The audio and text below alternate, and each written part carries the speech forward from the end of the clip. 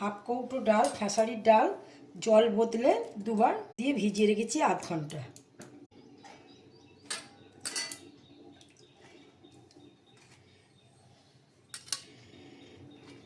আদা কুচি, একটু নুন,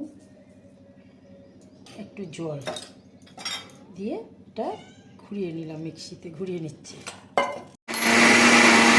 ডালগুলো থাকবে, অল্প অল্প একটুখানি চিপড়ে চিপড়ে ডালগুলো থাকবে। এতে একটু হলুদ দিয়ে কড়ায় ভালো করে ভেজে নিতে হবে। কড়ায় সাদা তেল দিয়ে দিলাম, ফ্রাই প্যানে দিয়ে দিলাম। এর মধ্যে কমিয়ে দে, ডালটা কমিয়ে দে।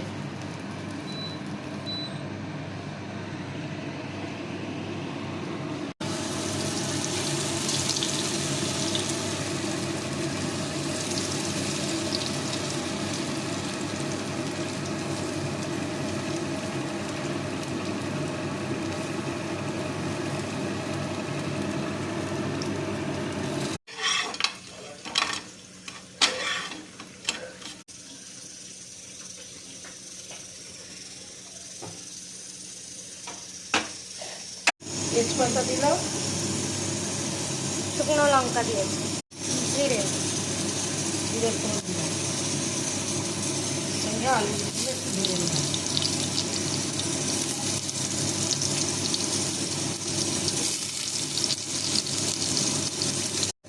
মিক্সিতে ঘুরিয়ে নিই। ধনে জিরে গুঁড়ো, জল দিব।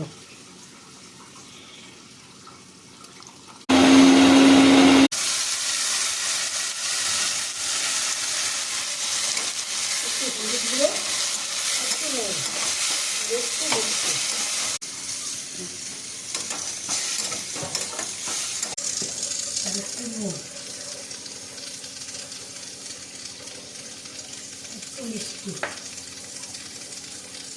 একটু গুড়,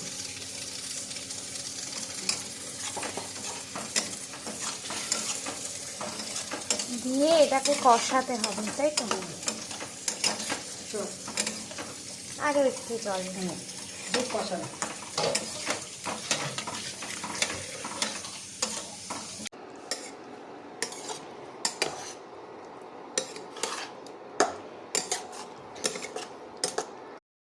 আলু সিদ্ধ হয়ে গেছে, এবার ডালের বড়াগুলো এর মধ্যে দিয়ে দিলাম, তারপরে জল দিচ্ছি।